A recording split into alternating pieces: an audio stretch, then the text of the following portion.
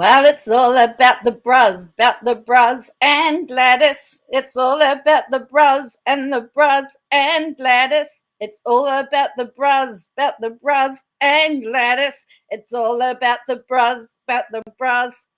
Hello, welcome to my channel. I just thought of that. Did you work it out? I just thought of it. It just came to me while the intro was while the drums were playing. It's all about Bruz tonight. We can talk about, actually, we do have a couple of other things to talk about because we're going to talk about Gladys a little bit because it looks like she's in a bit of she's up to her armpits in doo-doo. No, Rufus, I actually just thought about it then. But it was good. You have to admit it was good. There's the parody. Because today it's been revealed that Bruz is selling his Sydney apartment. So interesting. And I've got some footage of Bruz ICAC still. We've got to do that. Well, it's interesting that every single person has said that this relationship should have been declared. And Gladys's chief of staff, ex-chief of staff, faced ICAC today. And wow, the revelations. Whoa. So, I don't know. I mean, I was speaking to somebody today and they told me about how they felt sorry for Gladys. And I went, you got to be joking, right? They were doing the she was led astray by a nasty man. And I said, no one makes you do anything.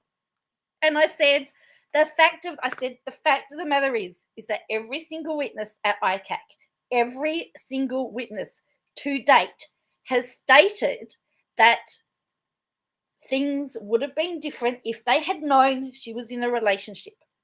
Every single witness has said it would have been handled differently. That they should have known. No, it's nobody's fault that she didn't declare it. And as her chief of staff revealed today, she was dishonest about how recent the relationship was as well. So her chief of staff has also, so she's due on Thursday and Friday, I believe, and I might be able to watch it. So watch this space. So, all right. Well, it's interesting. I actually have news footage of the Bruz being asked a question about his relationship. Because Gladys had her lawyer there, and her lawyer went straight for the jugular for Bruz. And you should see the guy squirm. Anyway. So we've got that. We've also got some update. We've also got, it's 10 days since Cleo's gone missing. We want to look at that. We want to look at Friday and Monday for Gladys. WA, Western Australia, is talking about enforcing its hard border on all the states and keeping everybody out until June next year. So that's interesting. And social media companies could be soon forced to ask for parents' permission before accessing children's data. And we've got, what else have we got to talk about?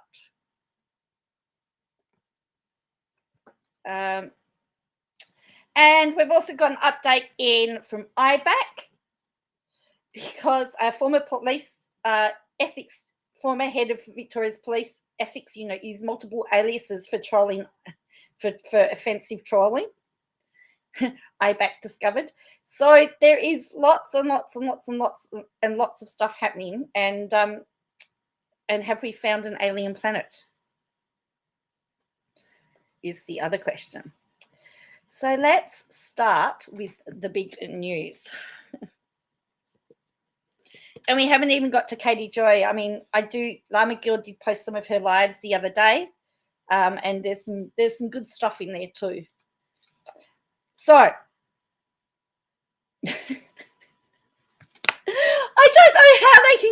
friendly Geordies with a title like this. Have a look at this. If I was Jordan's lawyers, I'd be screen capturing these. Barilaro says ciao to Rush Cutters Bay. I mean, how is that not? How is that not?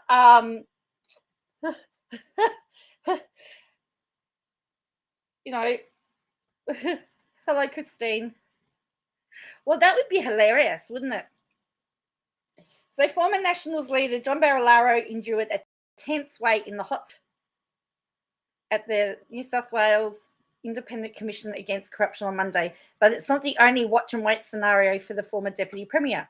3 weeks on from announcing his departure from state's politics, Barilaro is now awaiting the sale of his inner east apartment. The Queanbeyan-born MP, who resigned in early October, quietly tipped the 2-bedroom and 2-bathroom apartment inside landmark Bayswater complex in Rushcutters Bay on the market in the week of his resignation. The 7th floor apartment with a lock-up garage is scheduled to go to auction on October 30 with a price guide of $1.55 million, which isn't a bad step up from the $1.335 million he paid in October 2016 when he first bought it. Didn't really go up much, did it? However, it should cover his legal fees, maybe. Sounds like a bargain, really. Officially, the pad is owned by a company controlled solely by Big John's now separated wife, Deanna Barilaro, but the MP has listed it on his parliamentary pecuniary interests as a joint asset. It has views over Rushcutters Bay, is being spooked by agents as oversized, impeccably renovated with quality finishes. Meanwhile, the park apparently is Sydney's most picturesque. No doubt that Emerald City speak for hard sell. Of course, the botthole is where the MP retreated earlier this year after separating, while Deanna remained at the couple's 105-hectare country property southeast of Goulburn, and it's not the only investment property in their portfolio. They also own a home in Canberra's outskirts of Jerrabomberra and another commercial property in Downer. So he's selling his batchy pad. Oh, poor John. He needs money. Hello, Cal. Hello, everybody that's just joined us. You missed my intro. You'll have to scroll back. So, yes, so he's selling Rushcutters Bay, his apartment. So, anyway. Then we've got this. So, this was... So then we've got this. This is a news. This is Barilaro. So this is Channel 9 News coverage of Barilaro in ICAC. So let's have a look. Barilaro has declared that Gladys Berejiklian. Jerrabomberra. Okay, sorry. I'm sorry. Look. I should know better, shouldn't I? I should do it better. All right, so here we go. John Barilaro has declared that Gladys Berejiklian should have disclosed her relationship with Daryl Maguire because it would have changed the way they dealt with millions of dollars in grant funding. Barilaro, the bus driver, hey?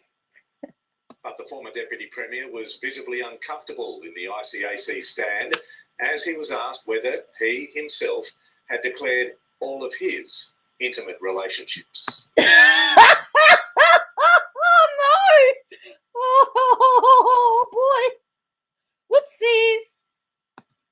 On ICAC's roll call of witnesses, John Barilaro's day in the box was billed as explosive. Former Deputy Premier making it obvious he's not a big fan of Daryl Maguire. It's a pain in the ass. He was very, very strong and someone that really didn't let go. It was all dog of the bone. Even though they called themselves the Berejiklian Barilaro government, the member for Monero told ICAC he had no idea Gladys and Daryl were an item Because if he did know, it would have knocked the $5.5 million grant to upgrade a Wagga shooting range off the agenda. If the Premier had, sorry, at the time the Treasurer had declared conflict of interest, she would not have been part of the conversation or debate, and that in itself would have protected many of us in relation to decision making. John. So there you go. He's like, it's good that he's uncomfortable in the witness box though, because we know what's coming. And I've not heard anything from mediation. However, there have been some more documents on the court file, so we'll have a look at that as well. Barilaro said any intimate relationship should have been disclosed. Mr. Barilaro, over your time in Parliament, did you disclose to the Premier all intimate personal relationships that you had? I would have, yes. But Gladys Berejiklian's lawyer wasn't satisfied with that answer. You said you would have. Did you do so? Well, I suppose on applicant interest forms, we've got to disclose assets or income or connections to trusts. John Barilaro under the pump. What about any other intimate personal relationships, Mr. Barilaro? Because remember, there is the rumour that he has knocked up one of his staffers. That is the rumour. For those of you that are overseas, knocked up means got pregnant. That is knocked up one of his staffers. So this woman here is Gladys's lawyer.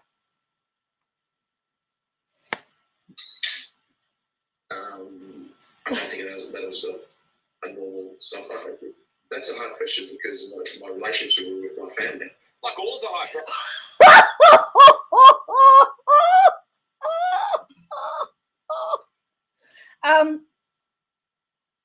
Wow, was that uncomfortable? Gee whiz. That was hard. That was hard to watch.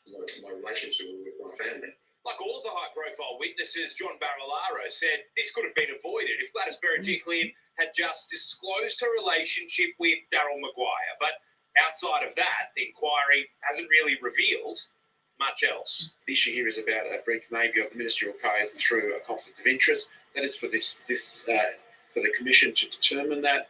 But no, there's no corruption. Chris O'Keefe, 9 News.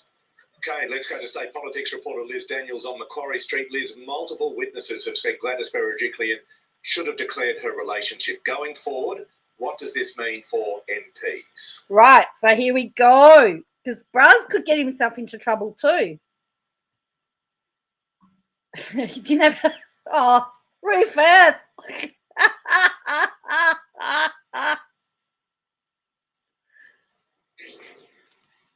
Well, Pete, if Gladys Berejiklian has breached the code of conduct by keeping her relationship quiet, then it begs the question, do all MPs need to declare all intimate partners? There is an argument that the minister only would need to declare if and when they are making a decision. Well, the only problem it would be an issue is if you're both in cabinet and you're both in a decision-making position, wouldn't it? I think so. I think so. Plan to create this will come back to bite him.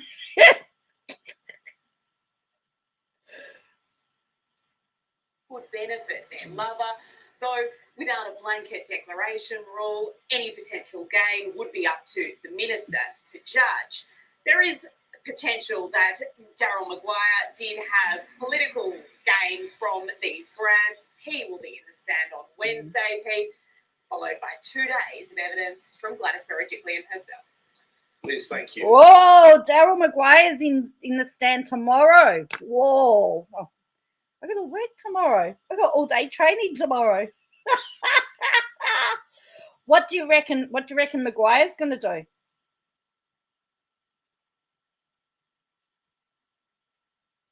Do you think Maguire's going to throw Gladys under the bus?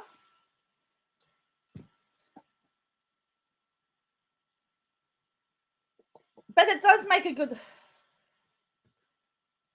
Well, you're right, short order cook. In fact, he should have said to Gladys, if you don't say, if you don't tell them, I will. And put the thing on her.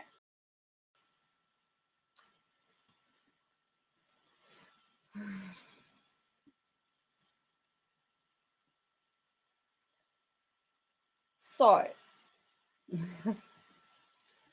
Well, I was told by the person that was a Gladys fan that she's going to come back and thrive in federal politics and could be the next Prime Minister of Australia, could be the Prime Minister of Australia. And I said, oh no. They are throwing Gladys to protect themselves. Sure, Order Cook thinks that there's a conspiracy. All right. So let's go. So I've not been able to find anything about the mediation that has occurred. Now, I'm making a very bold assumption here that Shanks has essentially told Bruz where he could go stick it.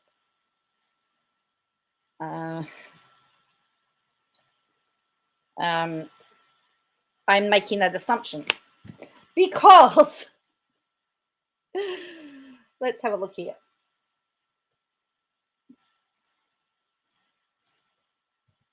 Because there's been more documents put on here. And I don't think they'd be put on here if that. So Shanks has essentially requested for subpoenas to be produced. They've been produced. So there was a subpoena request there, and on the 25th of October, subpoena to produce documents. So if we go up here, we've got return of subpoenas, 9:30 on the 27th. Is that tomorrow? That's tomorrow, isn't it? Oh, is it? I think I'd know. Yes, it is, isn't it? Yep. So tomorrow, 9:30 tomorrow, all the people that had issued subpoenas have to come and front the court with their information. On the 5th of November is the case management hearing. On the 17th of November, there's another return of subpoena. And then March next year, we start the hearing. So as I said, there was mediation listed for today, but there's nothing on the outcome. But as I said, I'm making a very, very big assumption based on the fact that Shanks has been requesting subpoenas that he had no intention of mediating. As I said, that's just a very big assumption that I've made. Does Friendly Joe? He would everything that one party files, the other party would be aware of. So they would know. Bruz would know, I guess, who Shanks is subpoenaed to. So anyway,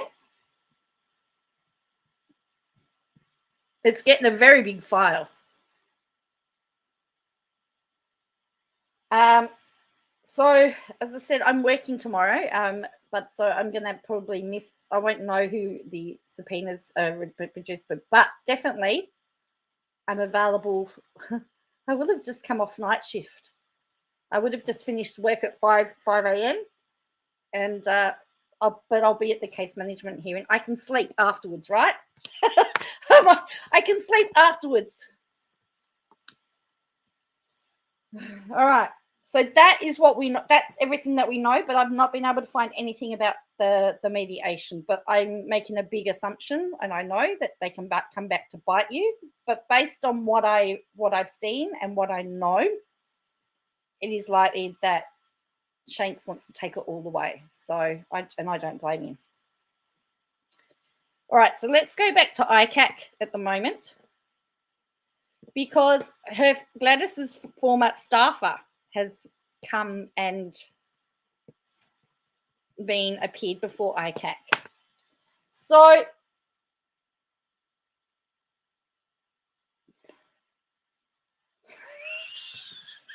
there's a really big typo here.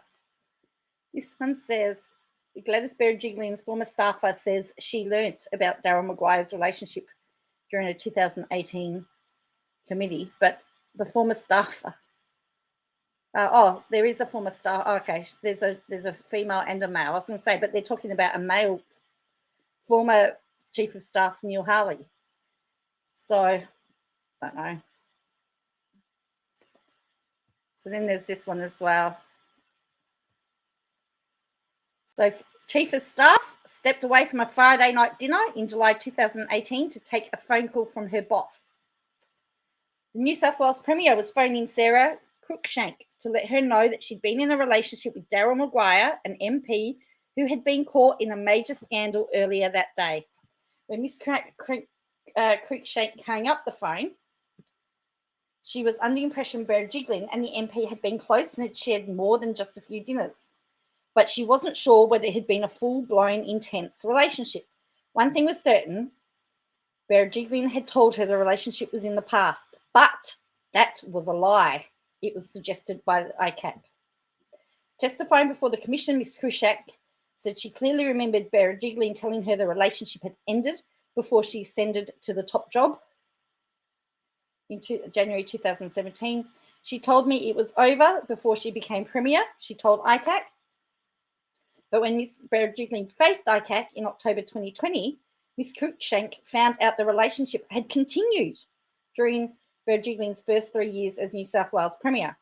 Reflecting on the ICAC Commissioner Ruth McCall's suggestion, Ms. Berejiklian had lied to her, Ms. Cruikshank offered a blunt assessment. There's no different way to characterise it, she said.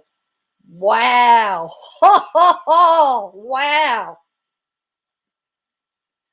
There's no different way to characterise it. So Berejiklian has not yet testified, but had previously denied all wrongdoing. Well, that is the question, isn't it? I don't know where that fits in the timeline, short order. The July 2018 phone conversation with Ms. Berejiklian revealed for the first time at Tuesday's ICAC hearing makes Ms. Cruikshank one of the earliest known people to be let in on the then New South Wales Premier big secret. Earlier that day, Mr. Maguire, the then Wagga Wagga MP, had been exposed, allegedly giving false evidence in a corruption hearing. And Ms. Berejiklian wanted her chief of staff to know about their history so that she could be prepared for any possible media requests about the pair. I know the primary reason she was calling me was because a mutual friend had said, you have to let Sarah know she's your chief of staff, she needs to know. She recalled the then Premier, who was on leave from work, sounding distressed on the phone. Ms. Cruikshank assumed that Ms. Berejiklian felt the way because she was concerned about the prospect of the by-election. This was the first break she'd taken in 18 months since becoming Premier. She had been away for all of one day and then one of her government MPs resigns, she said. She was concerned, as I was being told anyway, that a historic relationship would surface and she would be dragged in. Ms. Berejiklian told Ms. Cruikshank she and Mr. Maguire had been to lunches and dinners together and that she was worried there might be pictures of the pair and that members of the press would seek to connect her to the MP. Ms. Cruikshank, who has known Ms. Berejiklian since they were both engaged in student politics during their university days, said she knew the Premier to be a private person who didn't like to share much about her personal life. However, in subsequent conversation in the Premier's office were another staffer, Brad Burden. Also, Ms. Cruikshank said Ms. Berejiklian had told them Mr. Maguire would send her text messages. She said something like, he texts me sometimes, and we said, don't talk to him, don't have anything to do with him. 2 days after the Friday night phone call, Ms. Berejiklian issued a public statement expressing her shock at Mr. Maguire's ICAC testimony, saying she'd asked the Liberal Party to expel him. I was shocked by the events of Friday, and I spoke to Mr. Maguire late that afternoon to express in the strongest possible terms my disappointment, she said. He has let down his constituents, the people of New South Wales and the New South Wales Liberal Party. The ICAC is examining whether Berejiklian breached the public's trust in the course of her tryst with Mr. Maguire. The allegations include that Ms. Berejiklian failed to report Mr. Maguire's alleged corrupt behaviour to authorities and that she encouraged that behaviour by remaining silent, and that she had a conflict of interest when she used her power as Treasurer and Premier to deal with money requests by MP. During her testimony on Tuesday, Ms. Cruikshank was shown 2 ministerial pinks, briefings for the Premier that would have gone straight to her desk, bearing Ms. Berejiklian's signature and notes. The July 2018 briefing notes were prepared by a top bureaucrat in the Department of Premier and Cabinet to let Berejiklian know that 2 different staffers in New South Wales ministries had decided to contact the ICAC with information that may be relevant to the investigation the watchdog was conducting in the former Canterbury Council. That was the ICAC investigation, separate to the one ongoing, where Mr. Maguire had been accused of giving false evidence much earlier. Berejiklian noted on one of the briefs and jotted with a blue pen on the other, the Secretary's note in this instance should be replicated for all future declarations.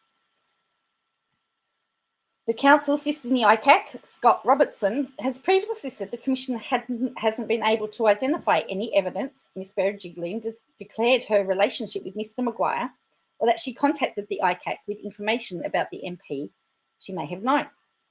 Ms. Berejiklian was caught on a bugged phone call that was played before the Commission last year, responding to a comment by Mr. Maguire about a business deal he was conducting by saying, "I don't need to know about that bit."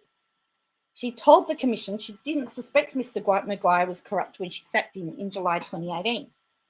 Berejiklian explained to the ICAC last year that Mr. Maguire was in a very bad state following his resignation from Parliament, and that she stayed in touch with him to make sure he was okay. The ICAC heard the pair had known each other for 15 years and had been in a close personal relationship since the 2015 state election, and that Berejiklian made clear to Mr. Maguire the relationship was over in August 2020. In testimony in October 2020 came as a shock to most of her colleagues who had no idea she was dating Mr. Maguire. Former Deputy Premier John Barilaro previously told ICAC no one in Parliament or the government officers would have guessed Berejiklian and Maguire were in a relationship. Isn't Maguire married, or he was married? Tuesday's revelations by Miss Cruikshanks put her among a handful of people who knew about her tryst before them, including Miss Berejiklian, Mr. Maguire, and Miss Cruikshanks' successor as Chief of Staff, Neil Harley. Mr. Harley appeared before ICAC early on Tuesday and spoke about the difficult conversation where his boss told him about the relationship. Mr. Harley said Miss Berejiklian broke the news to him after she got her first summons to give testimony before ICAC, which she did in a secret interview in August 2020. It was a very difficult decision about a very private matter for the former Premier, who is inherently a very private person. Mr. Harley said on Tuesday, "We talked in terms of nature of the relationship and the fact it went beyond what you might regard as a relationship between a Premier and other members of Parliament." There you go.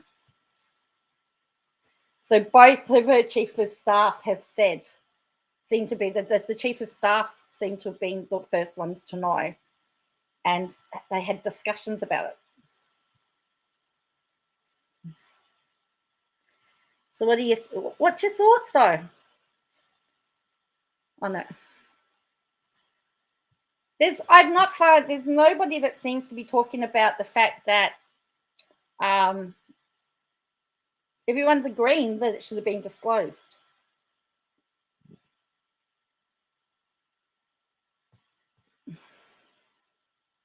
Oh, yes, I saw that. I saw it and I rolled my eyes. So, Mr. Harley is the first witness to tell the Commission he knew about the relationship before the Berejiklian bombshell admission to ICAC. He said if he'd known that senior members of the Berejiklian team could have provided advice about how the situation could have been appropriately managed in relation to the multi-million-dollar grant to the Riviera Conservatory Music. After cross-examination by Berejiklian's barrister, Sophie Kellen, Mr. Harley agreed the former Premier always made decisions in principled fashion and was alive to political implications. He said he never observed Ms. Berejiklian to treat Mr. Maguire in a partial or preferential manner. Oh dear. There is a comment I could make, but it's not appropriate.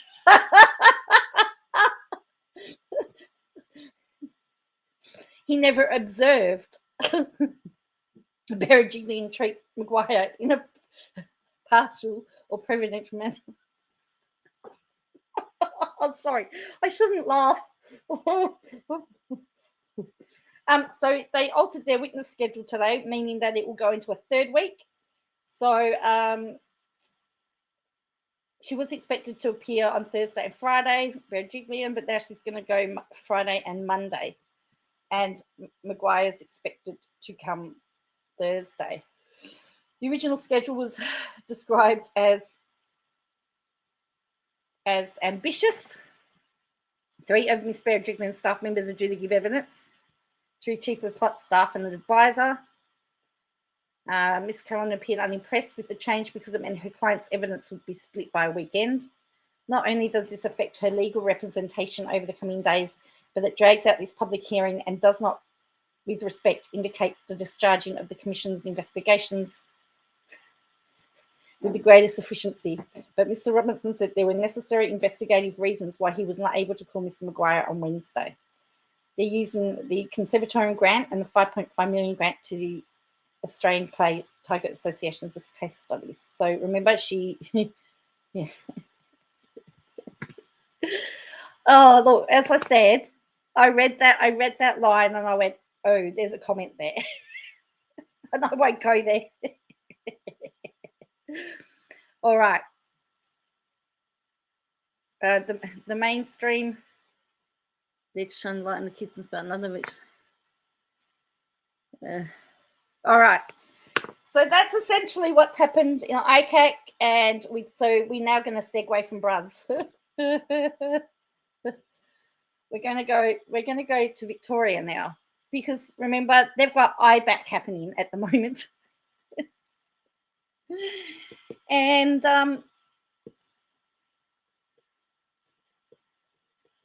something interesting's come out of IBAC.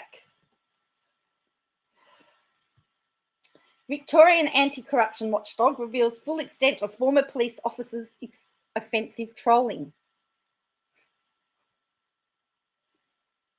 Okay, so the former head of Victoria Police's Ethical Standards Department used 3 aliases to publish dozens of homophobic, racist and offensive posts on social media, Victoria's anti-corruption watchdog has revealed. Oh, look, physics, clickbait. Sorry. I got 30 minutes out of him. In a special report tabled to Parliament today, the Independent Broad-Based Anti-Corruption Commission also noted former Assistant Commissioner Brett Ewan allegedly used racist language against a colleague during his time in the force. Mr. Ewan stood down from his position at Victoria Police in 2018. Following allegations, he used at least one online alias to make crude and coarse comments about people, including former Police Commissioner Christine Nixon.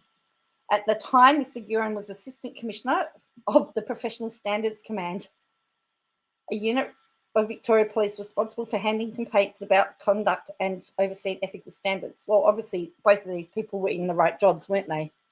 Yes, that was sarcasm. An 18-month IBAC investigation concluded that in 2019 found that while Mr. Guerin's actions were offensive and inappropriate, they did not meet the standard to file charges. But in a special report tabled to Parliament today, IBAC revealed Mr. Guerin had used 3 online aliases to engage in online trolling, both on and off duty.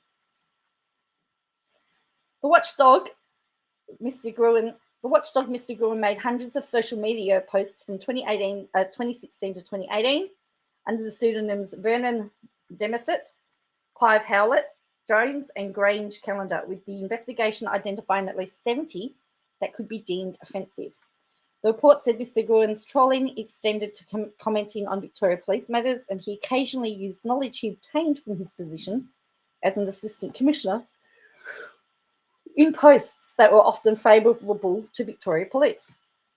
Mr. Guerin told IBAC at the time of its investigation his comments were often made out of frustration to correct the record. I was defending my profession. These people were attacking it. They were alleging that Professional Standards Command and Victoria Police generally cover up corrupt cops. I know that's not true. Well, he's been done now. IBAC said Mr. Guerin's use of pseudonyms suggested he was aware he was posting inappropriate content and did not wish to be linked to it. The report also revealed Mr. Guerin had been the subject of a civil litigation during his time as superintendent for allegedly using racist terms against a colleague. A confidential financial settlement was reached between Victorian Police and Mr. Guerin's colleague. However, because of information about civil litigation is not recorded on personnel files or Victoria Police's Register of Complaints and Serious Incident database, is not taken into consideration when Victoria Police members apply for jobs or promotion. Isn't that interesting? I have 2 children, although they're not really children. They're both adults. One is 21, nearly 22, 22 in January. And my baby is 19 on Friday. My baby. Baby, come back. Where's my baby gone? I want my baby back. Anyway, IBAC has recommended Victoria Police ensure that information is included in employees' personnel files. The call was backed by Shadow Police Minister Brad Batten, who described the current absence of such information on files as alarming. IBAC Commissioner Robert Redlick, AMQC, said Mr. Guerin's online misconduct was particularly egregious due to his role at the time as Assistant Commissioner, PSC, and did not comply with Victoria Police values. His conduct demonstrated poor judgment and an inability to reconcile that his social media use, whether attributed to his real name or pseudonym, risked bringing Victoria Police into disrepute, Mr. Redlick said. Yes, I did get your point, Cal. This ultimately occurred due to publicity resulting from his conduct, increasing concerns from those previously involved in internal police investigations and the community that Victoria's police's decision-making was not impartial, with systemic racism and bias within the ranks of the organisation.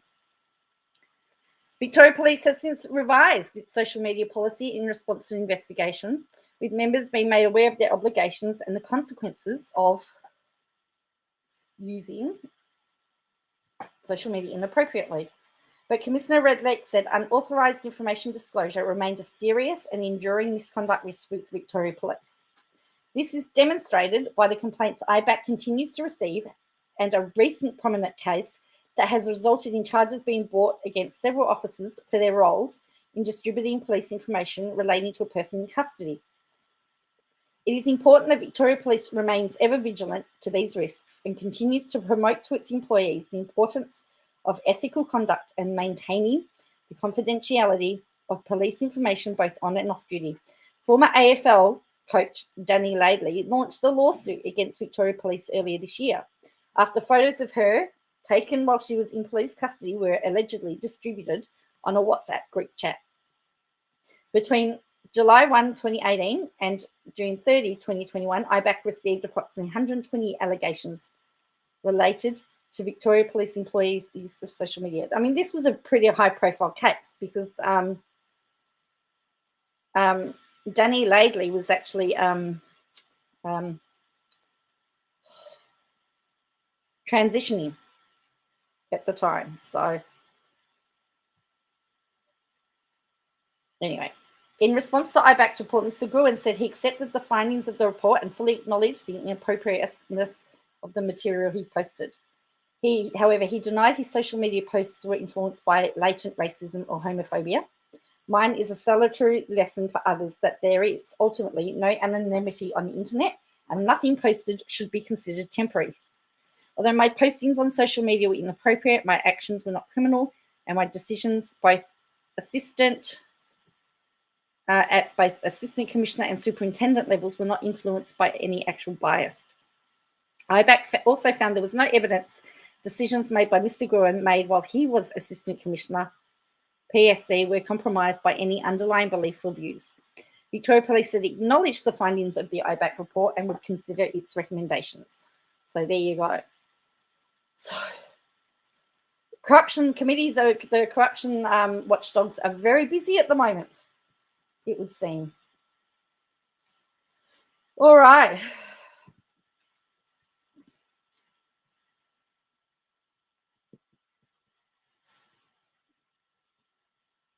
Yes, Danny Laidley was known as Dean Laidley.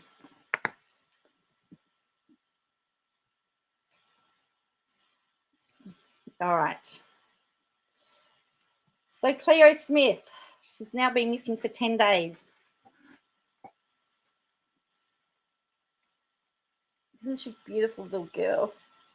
The mother of missing 4-year-old girl, Cleo Smith, has again taken to social media with a heartbreaking plea for her daughter to come home.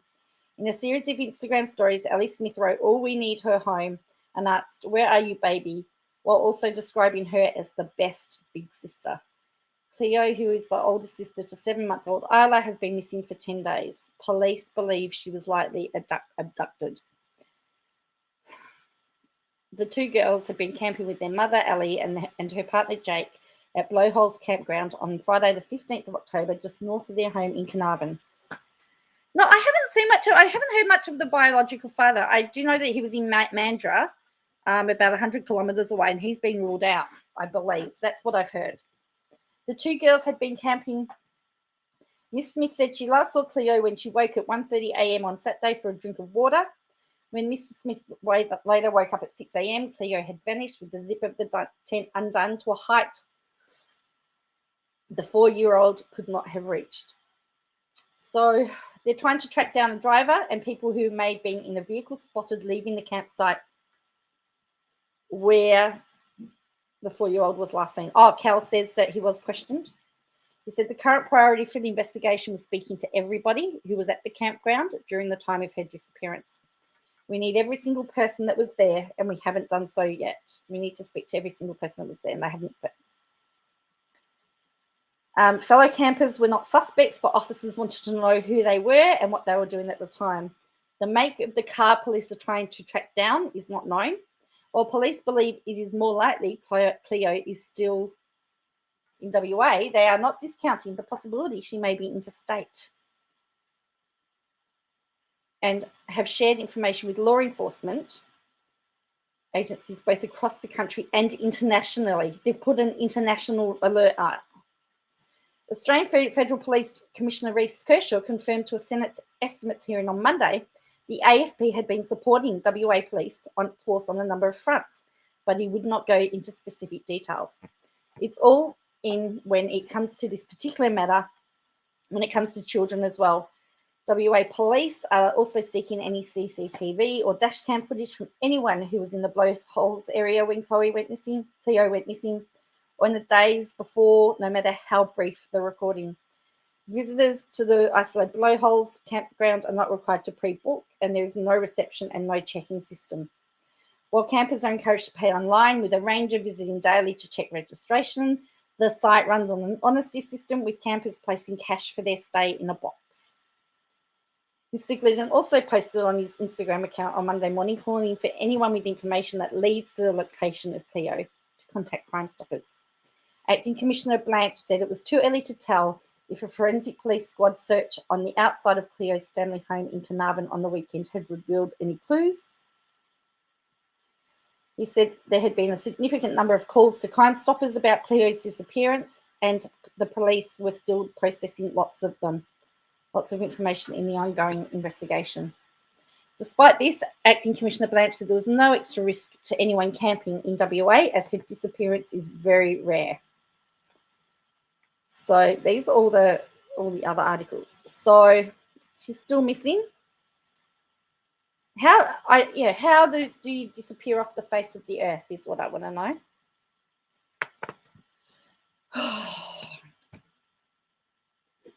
It's really quite sad. So I don't know how it could have happened.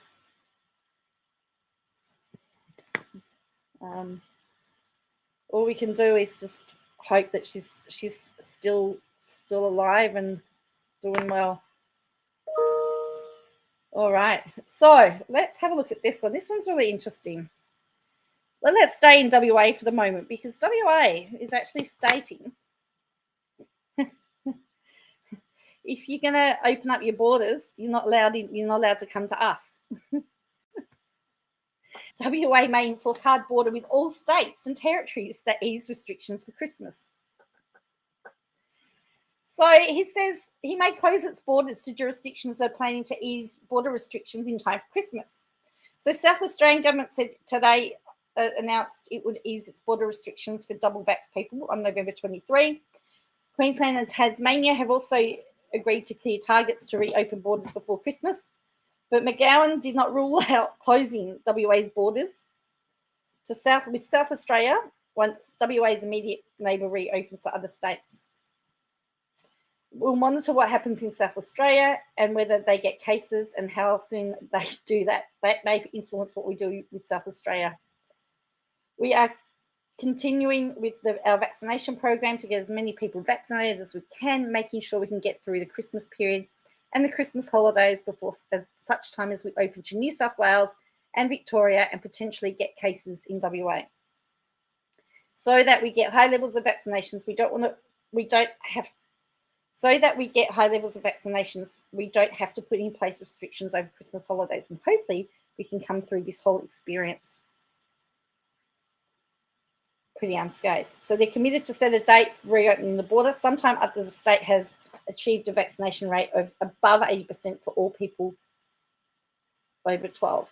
Opposition leader Mia Davies once again has called on the state government to outline a clear plan. It's clear we have a government that doesn't either have a plan or they're unwilling to relinquish the control they have by being able to make an announcement. So anyway, it looks like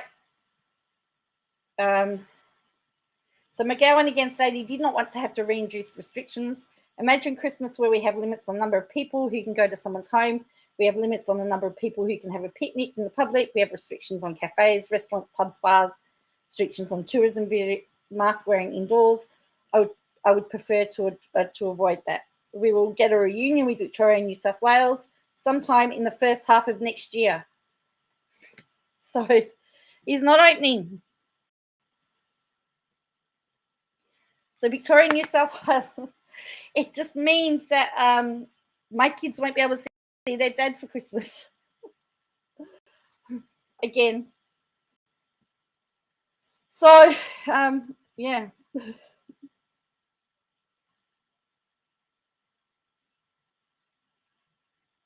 All right.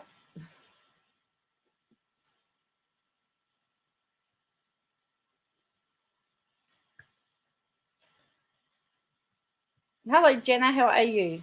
So there's still ramifications. So Hollywood armour actors and crew asked questions about the lead up to the fatal shooting in Hollywood. So there's still questions being asked.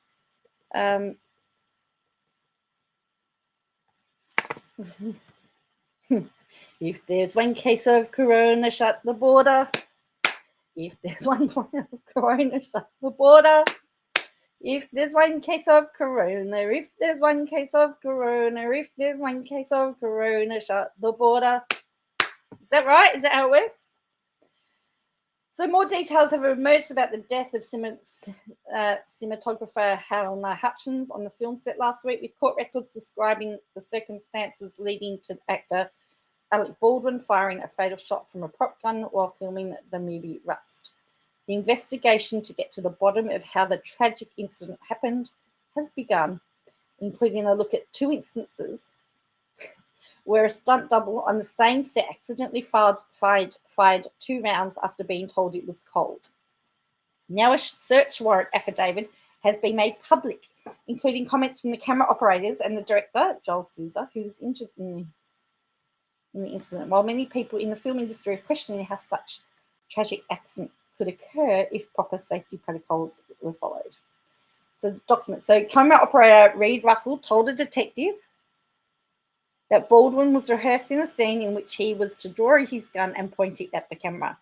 Russell told a detective the camera was not rolling when the gun went off, killing Hutchins and injuring Souza, according to the affidavit. It showed several members of the camera crew had walked off the production in a dispute over payment and lodging, Russell said. Authorities said Assistant Director Dave Halls handed the weapon to Baldwin and announced cold gun, indicating it was safe to use. Russell said he was unsure if the weapon was checked before it was handed to Baldwin. Souza said he recalled hearing the phrase cold gun being used before the shooting.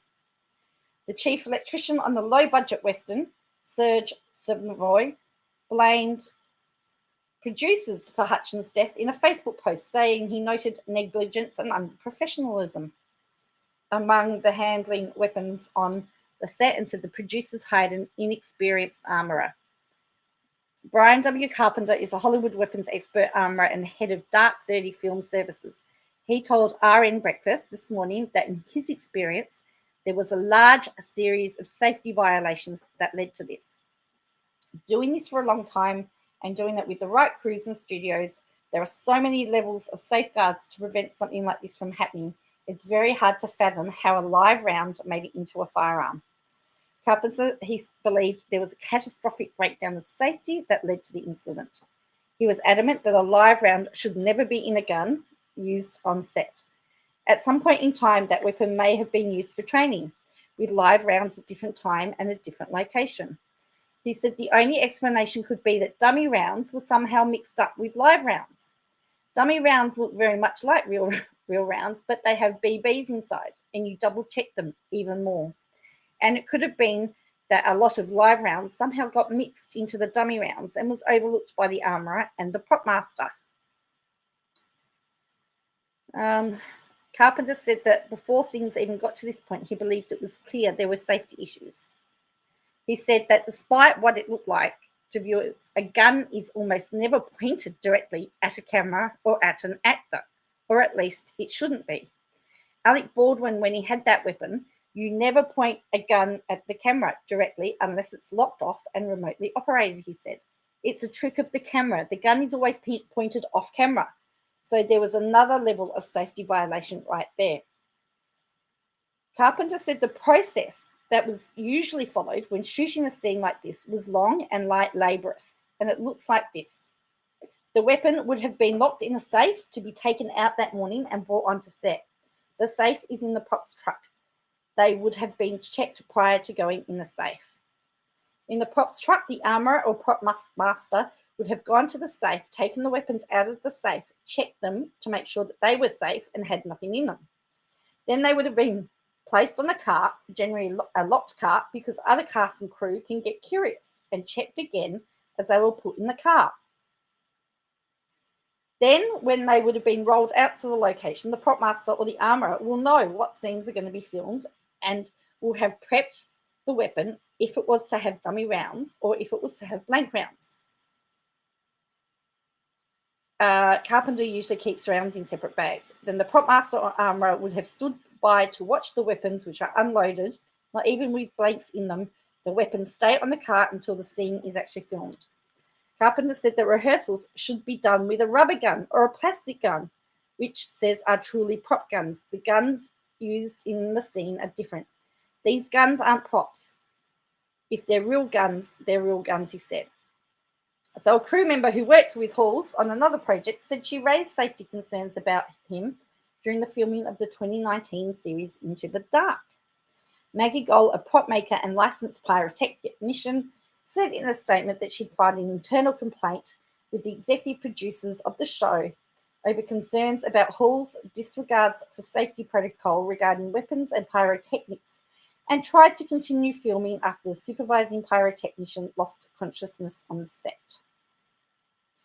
The fatal shooting and previous experiences point to a larger safety issues that need to be addressed, Gold said, adding that crew member safety and well-being were top issues in recent contract negotiations between the International Alliance of Theatrical Stage Employees and Major Producers Group.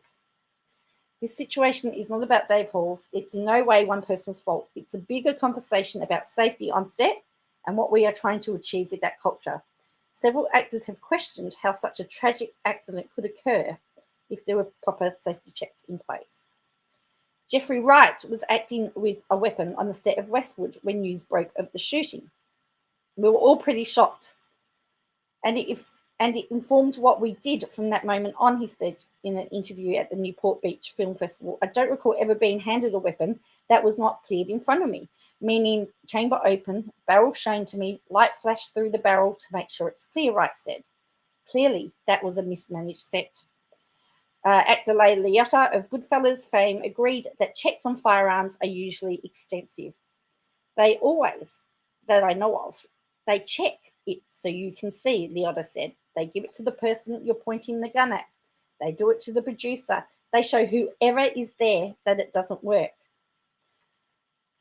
One worker on the set of Russ was reportedly so worried about weapons safety, he sent a text to this manager warning of unsafe conditions. Carpenter said that on lower budget films such as this one, where Baldwin was a producer as well as lead actor, there could be a lack of oversight, and that many of his colleagues chose not to work on shows such as that. entirely because of this lack of oversight.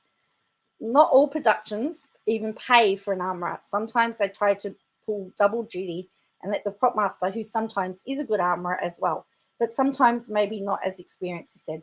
Carpenter said that if proper rules were followed, an armourer would have been pulled in and a discussion would have been had as to why 2 previous incidences happened and steps that would have been taken to fix it. Hannah Gertiers-Reed, the daughter of famous Hollywood armourer and stuntman Sal Reed, was the lead armourer on the film, but it was only her second production in the role. So there you go. I don't know.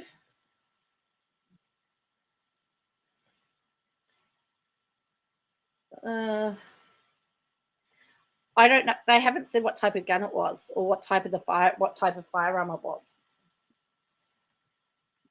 But I think it's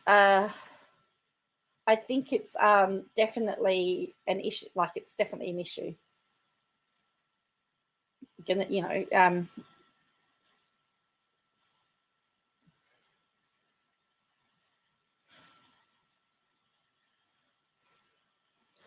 I guess if some good comes out of this and they really review the you know, how firearms are all done, and you know, and safety, and improve safety on sets, I guess it's a, you know, the tragedy is not in vain.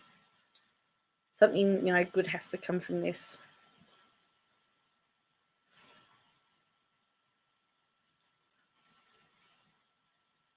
I just always assumed that they had they put blanks in.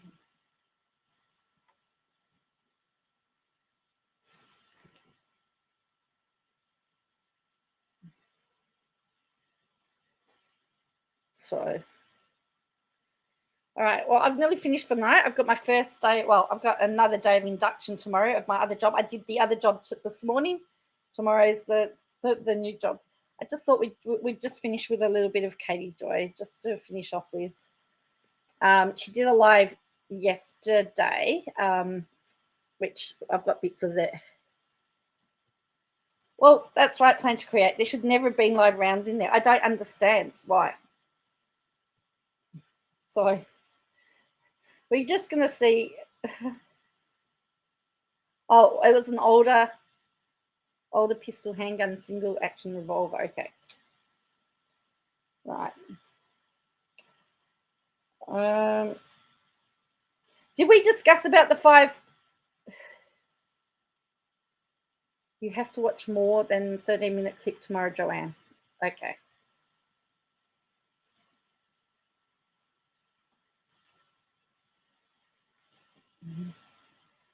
All right. So did we talk about the $500 she spent at Target? And that's what we did, didn't we? Oh, wow.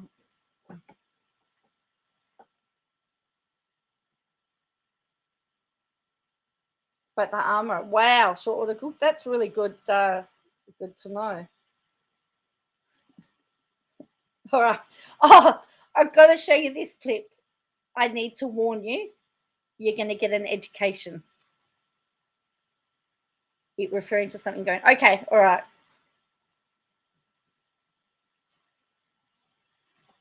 All right. You're going to get an education. I apologize, and Ralph is going to go crazy. All right.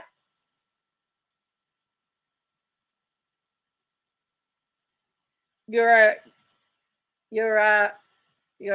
take massive offense. Yeah, well, this might offend you as well. So this is, her hands are going everywhere. Watch her fingers when she talks about Satan. She definitely doesn't approve of any books that teach you about the birds and bees. No wonder she didn't know at 42 you can't get a UTI from it. Remember how she was talking about? Anyway, all right. So just look. And about anal. Yeah, that's where we're going to go. So we're going to she's plagiarizing your stories, Christine. That's what I've heard. I've heard a few people say that she's stealing people's stories. Yes, she's going to go into nothing offends you, Cal. I reckon we could get there. All right, KJ's a YouTuber. All right, So you've been warned, okay? All right. The number one thing that I wanted to do when I was doing all of this was to really just learn and talk with people that had experience with this cult. And I was pointed in the direction of this gentleman named Don, who runs a company or an organization called Midwest Outreach. So Midwest Outreach is a faith-based outreach that helps people that are stuck in authoritarian-based cults understand better the principles of the Bible and how what they maybe have been teaching is not biblical. Your dad is the authority. If you question your dad, you're rebelling. Rebellion is akin to witchcraft. If you are not listening to your dad, not following his rules and questioning him, you're like Satan, okay?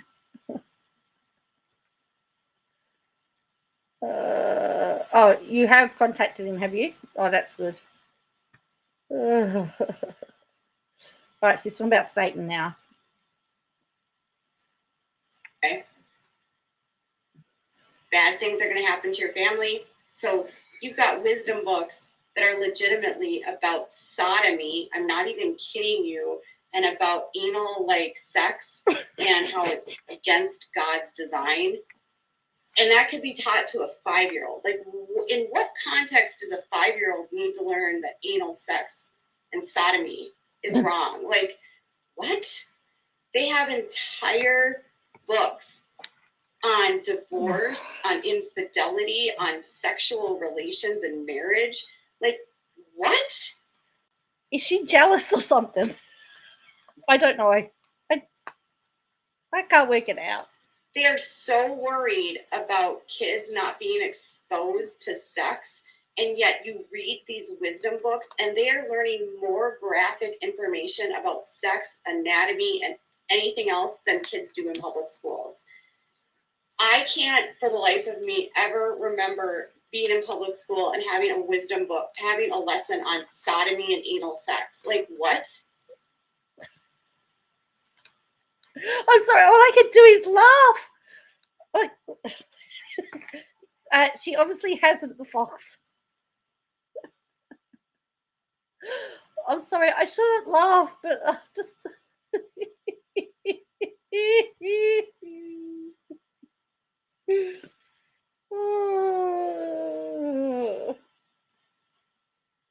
Or talking about,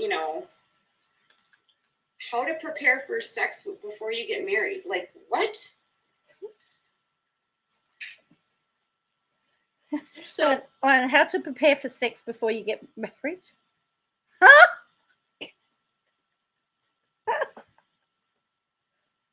Oh.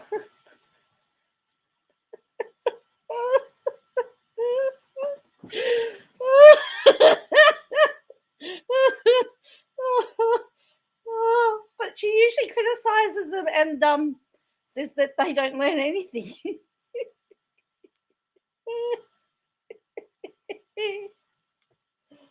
Well, I'm not getting into dating. I'm not here to gossip. I'm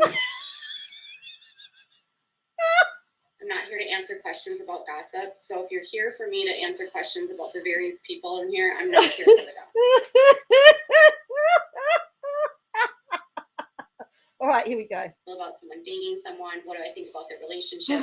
I'm not here for that right now. This is a very serious topic for me, so I'm not talking about that. I will start turning my comments off if we keep going down that direction. I don't want to change what we've been talking about and going down a direction of just meaningless stuff, because that conflates what we're talking about here. I'm not here to talk about if so-and-so are better than these people, or if this person is better than that person. The cult is the problem. And if people don't want to listen to me and don't want to hear that logically, Gil Bates is on the board of this cult, and I've told you what this cult teaches, I don't know how anyone, if you are a human being, can hear that and still say Gil Bates is cool because his kids get to dance at their weddings. Gil Bates is on the board of this cult. And this cult teaches very damaging things. Gil Bates is one of 3 members of the board of this cult. Just every time you say that you like the Bates, remember that they are using their platform to recruit into this cult. Every time you see them invite you to an event, remember they are trying to recruit you to the cult. Every time the Duggars are on their Instagram inviting you to Big Sandy to go to the conference with them, they are going to the cult. Gil Bates is used by the cult to recruit. He can bring and draw people in because of his fame, but the fame that he has was given to him by Jim Bob Duggar. So you really need to see past these smiles, because every time She's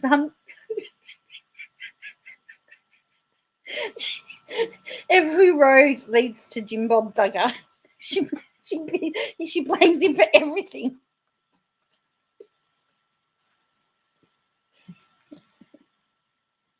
Oh. the Bates are on their social media saying, please come to Big Sandy, come to the conference, it'll be so fun. They're inviting you to join their cult.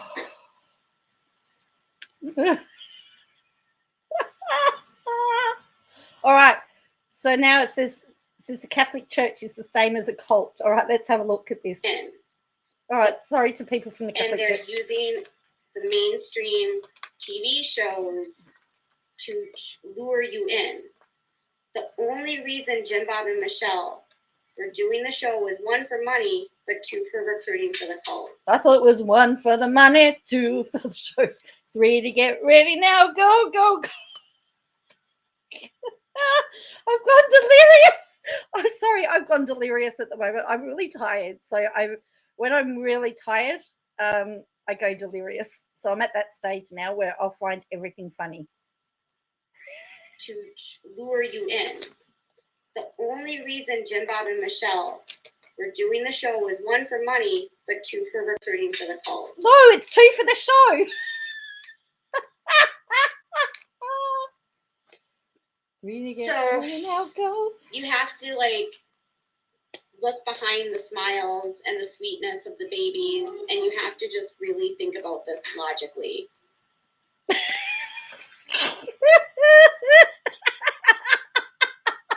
I shouldn't have said that. Oh dear.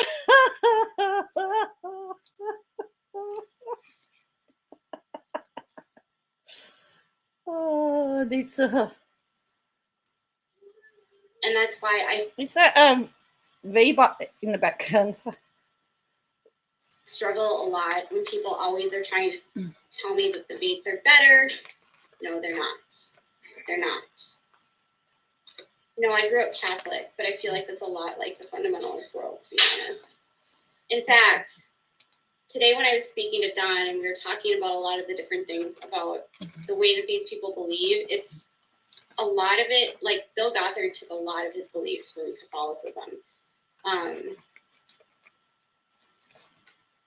So, yeah.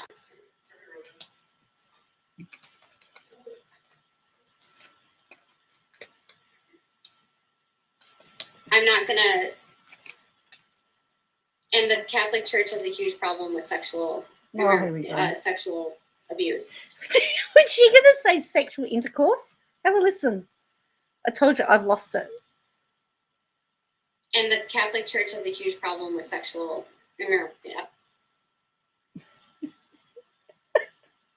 I'm sorry, I shouldn't laugh, but Sexual abuse. So it's kind of like the same.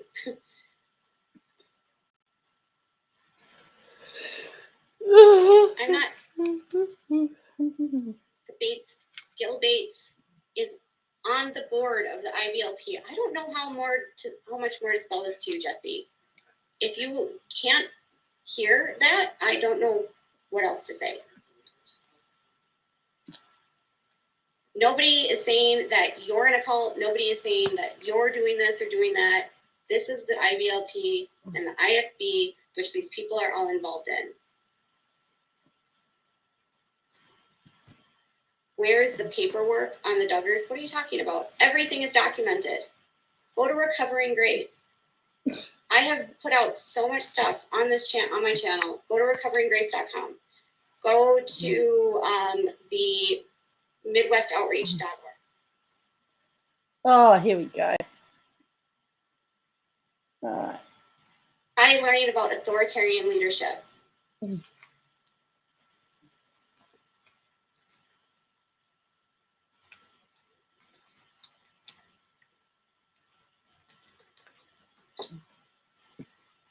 So I've said nothing that's not accurate. I have literally shared with you from their literature. It's on my channel. You can go to recoveringgrace.com. You can freaking go to the IBLP and read. Did she just say you can go to my channel and then she says Recovering Grace? Is she implying that that recoveringgrace.com is her channel? If she talks about Australia, I'll Go to recoveringgrace.com. You can have a go to listen. literature. It's on my channel. You can go to recoveringgrace.com. You can freaking go to the IBLP and read about it, you know.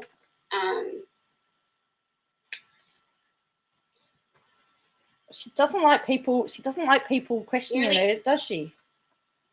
She's gonna love deposition, isn't she? Did she speak about your channel? I don't think she's spoken about my channel. Probably will. She has once, because I'm crazy.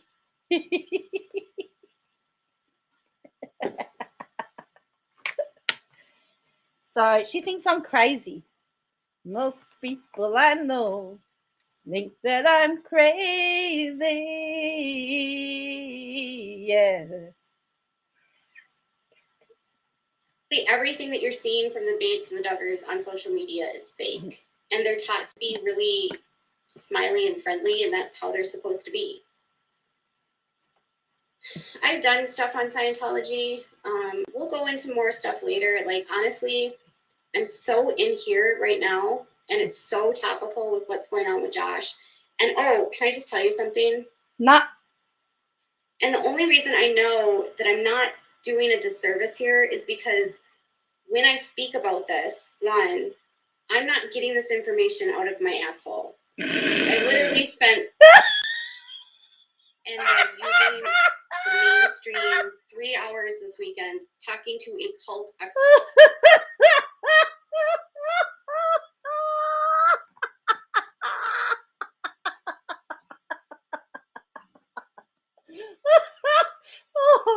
I'm not getting this information out of my asshole. I literally is because when I speak about this, one, I'm not getting this information out of my asshole. I literally spent 3 hours this weekend talking to a cult expert about the IBLP, who wrote a fucking book on the IBLP. I literally spoke to an expert on the IBLP for 3 hours. I think an hour and a half today, maybe 2 hours yesterday, maybe more. And then he's going to come onto the channel and speak to you guys about the IBLP. After I spoke to him on the phone, he gave me all these different links from his organization. All right, see you, Christine. I'm sorry that she's triggered you. Thanks for joining us. Like, this is crazy. This is absolutely crazy.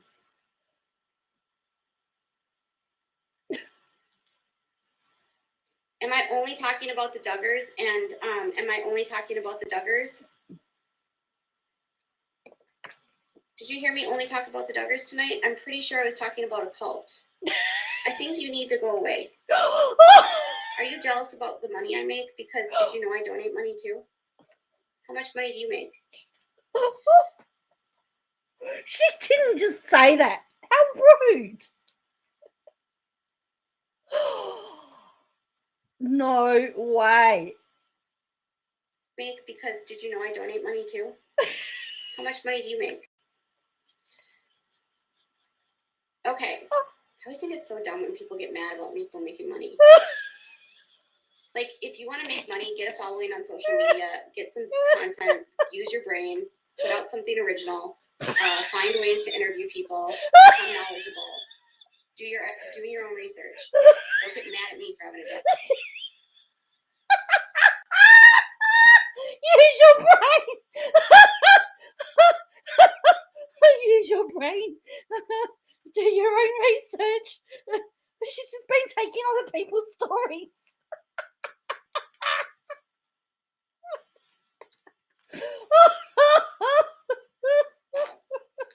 I don't have to agree with someone on all different things in order to have a rational conversation with them. I don't have to talk with them. Like, I don't have to agree. Bruz was at the start. First half hour, Tom. I'll timestamp it all. I know I did say it was all about Bruz, but I needed to have some light relief at the end of my stream. Yes, he has to give up his bachelor pad. He's selling it. It's actually in his wife's name. With all of your viewpoints on life, for us to be and to have a dialogue about whatever. It's just like watching. This is just like watching Bruz in front of the corruption committee. You know, he has so many resources. And his wife wrote this article about why people stay in these cults, and it's phenomenal. I have all of these bookmark links. I can show you some of it. Like, no, Islam isn't worse. They're all bad. I mean, and Islam's not even bad. Oh, God. Don't get your anti-Islamness out here.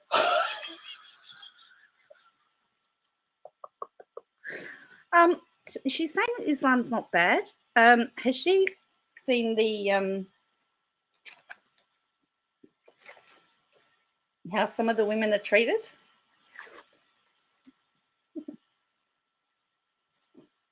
There are parts.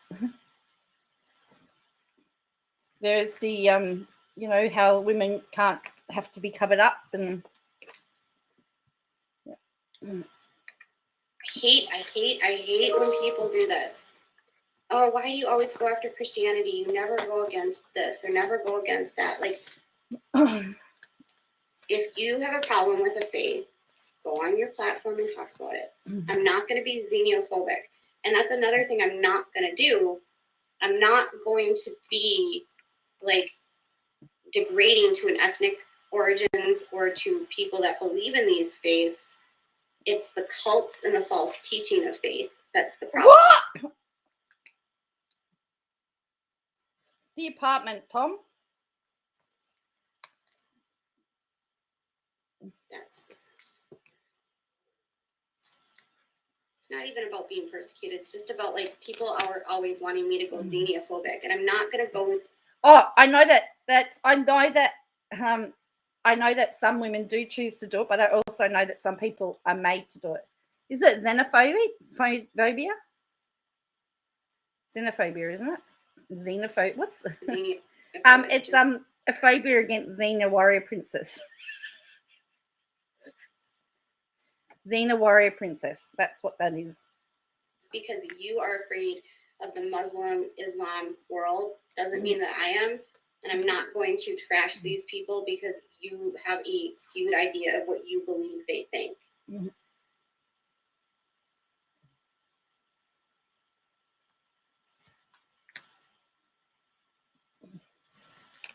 Well, that's right. And the woman came. Oh, yeah, that's just see what's happening in Afghanistan at the moment, you know, if we want to talk about it. All right, here we go. I'm not getting paid by the who's paying me. The ad revenue pays me, but I'm not going to trash any faith. Like, of course the Taliban is horrible. Does that take a rocket science to say that the Taliban is... Hang on, she's not going to trash any faith?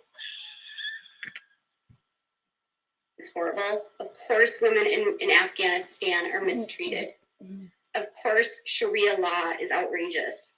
Like, naturally, there are aspects of every extremist that are bad. Extremism is the problem.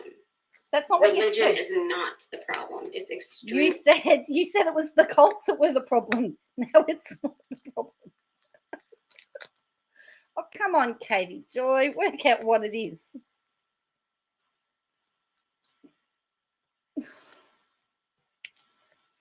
extremism.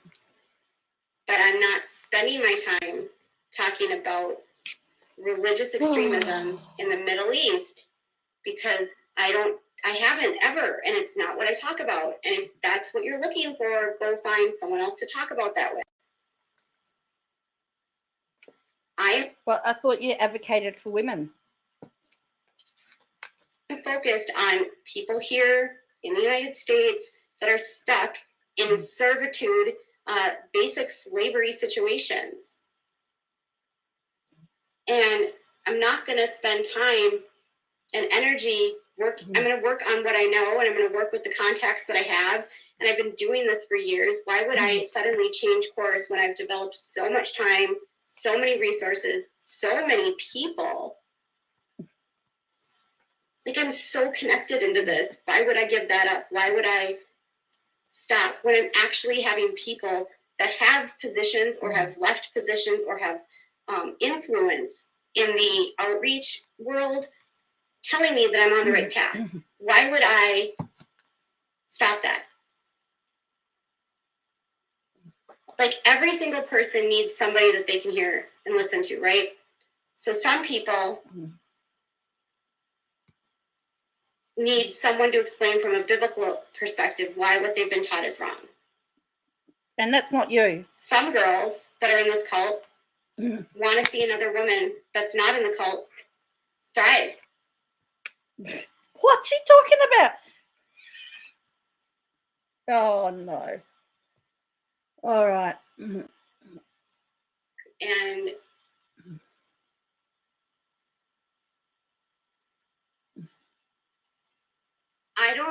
here's what I think will happen.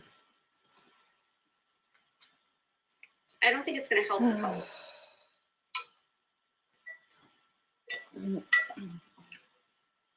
At all. I know they can be on TV, but they can't watch TV. I know it's so stupid. They watch football games. Oh. And Bill Gothard hates rock music, which is so dumb. He literally thinks everything in life can be attributed to the faults of rock music. And not all bad things that happen can be attributed to rock music. No, you can't. No beats, no drums. No drums. It's like, it's akin to witchcraft. And he says that all kids are bad that listen to rock music. Rock music is steeped in the blues. No, I know, Todd. I mean, you don't need to get mad about this. We know how you... Who's getting mad? Did you hear him say whatever, good night? He said rock music is steeped in the blues, and she told him to shut up, and he goes, whatever, good night.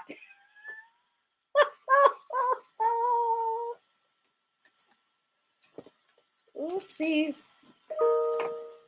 Oopsies.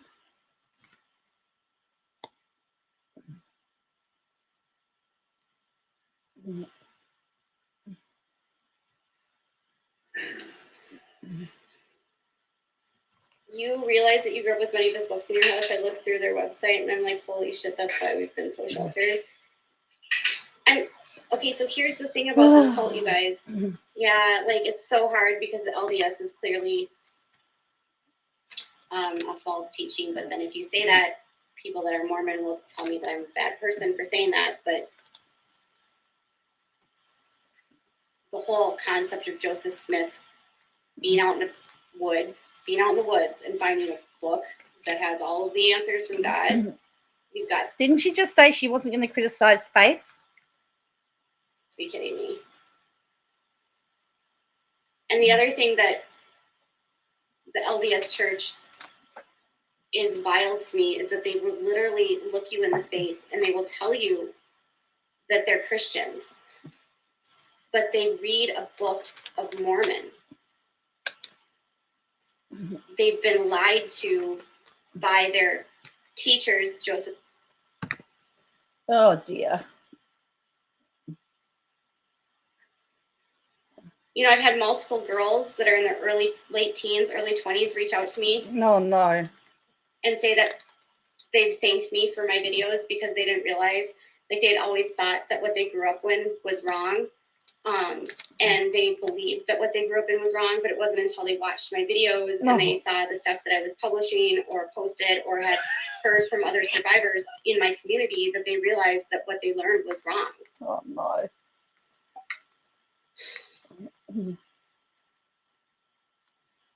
Jesse Metcalf, I think if you want to discuss all the other cults, go talk to Lee Romney or something. Gee whiz, she's not nice, is she? You can only work on one at a time. I don't have unlimited resources. I'm one human being. If you want to learn about Scientology, go watch listen to Leah Remini's podcast with Mike. Like, Leah is awesome. Like, she's literally kicking ass and taking names. Why would I try to take that?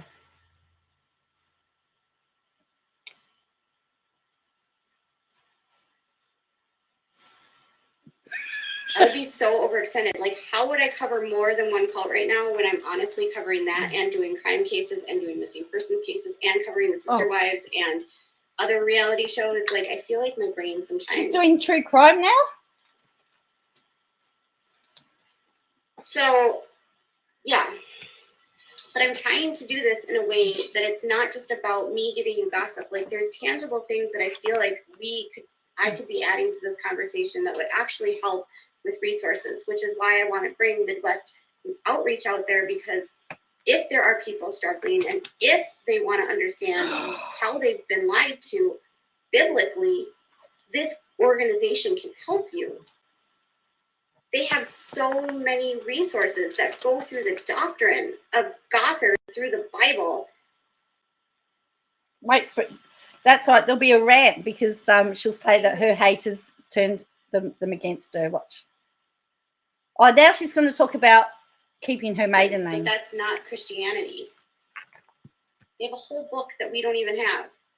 And I say we because I grew up Christian or Catholic or whatever, you know, like, I might not believe in God, but that's like where I came from.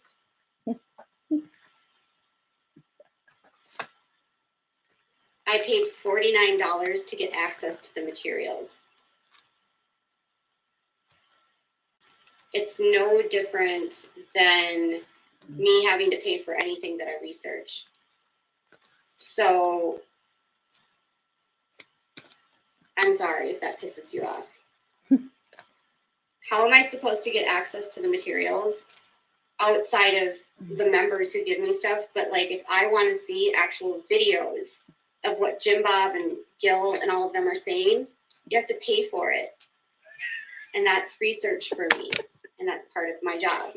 Oh, there's something there that I could say. That's not me being in a cult. Oh, boy. I have to pay for a lot of things that I do. I have to pay for court records. I have to pay for a lot of the stuff that I put on. I got to pay for lawyers. The channel, a lot of the information that I'm getting, the books, the research I do, I have to pay for that. It's not free content. I'm not just like Googling stuff. It's a cult technique to teach a child not to question everyone. Teaching a child to not question authority is wrong. Your child should be able to question authority. You should not blindly obey anyone ever. You know, when I got married, I had such a hard time even deciding if I was going to take my husband's last name. It was like an internal struggle. It was like such a hard struggle because I don't like the patriarchal world of a woman having to leave her father's name to her husband's name, because then you feel like you're property of your husband. It's a choice. It's a choice. You don't have to. It's a choice. In fact, for a lot of the stuff involving my children, even today, I'm still under my married name because it was easier. I stayed under my married name until my kids were, because it was just easier. But again, it was my choice to change my name.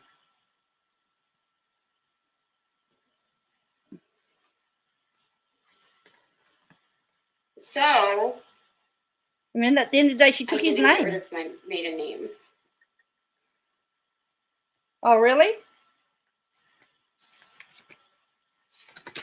I don't know. I didn't get rid of my maiden name.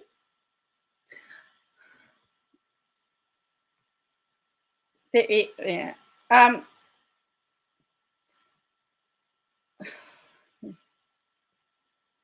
She makes everything such a big deal, though. I know. Sorry, Cal. Yeah, one more. We're going to only watch one more and then we're going to be done. I've just about had enough. All right. Because she goes bad again. So we're going to go. I know, but I didn't have enough. I don't really have enough stuff about Bruz though. So for the hour. Anyway, this is our last one. All right. Then I'm going to go. Sorry.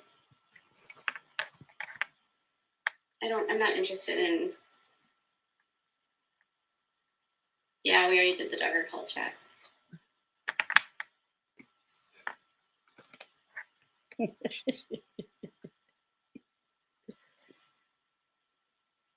Sorry.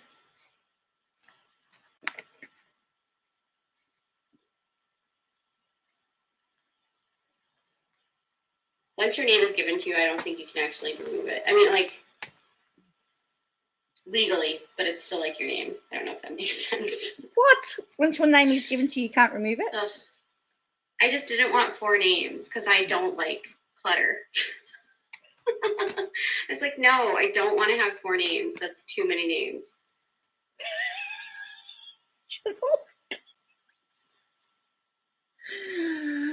Oh, no. Oh, boy. When you get married and you have to get your new social security number, it asks you, like, what your name is. And that's when you literally could put, like, Consuela Banana, you know, whatever. Remember Phoebe from Friends, and she was like, I'm Consuela Banana Hammock, or whatever. I don't even remember what her name was. I love Friends. How you doing? How you doing?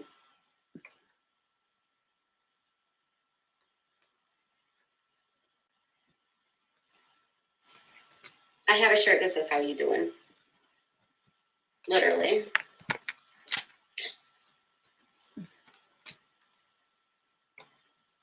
Everyone had, like, a girl that they, like, related to. But I always felt like I was a crossbreed between Monica and Phoebe.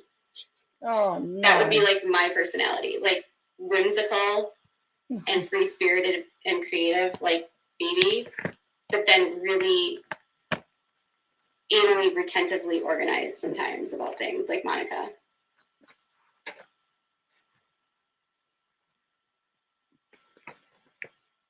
I'm more responsible than Phoebe.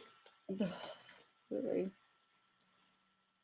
All right, that's it. All right, well, that's it. That's all I can deal with tonight. All right. So thank you for joining me tonight. So we had mostly about Bruz, a little bit about, we had to end up on Katie Joy because I needed a bit of a laugh because, you know, seriously, Katie Joy. So, yeah. But we got, we'll have more ICAC stuff tomorrow. And we've also got subpoenas being issued, being presented in court. So we'll see what comes about from that. So thank you for joining me. As I said, I got my 2nd day of induction tomorrow with my freight handling job. So we'll see how we go. And then I start midnight Thursday night. I do midnight till 5 a.m. So my whole body clock is about to go into shock. So I'll just put that as a warning, as in case I don't stream a lot as I get used to the change, because I'm still studying as well. I've just submitted my 5th. So I had 8 assignments due. My 5th one has just gone in. I've got 3 left. 3 left. They're the ones I've procrastinated enough on. I can't procrastinate anymore. I've got to get down and do them. Two of them involve recording and mixing and mastering, so they're going to take most of my time over the next couple of weeks. So anyway, thank you all for joining me. If you're part of the replay crew, thank you for watching. Please note that you can always say hello. You can always hit the thanks button. In the description below, there are ways that you can support the channel. You can buy me coffee because I like coffee, and everything like that. So hope you have a good day, night, evening, whatever it is where you are. I hope it's great, and I will catch you again soon.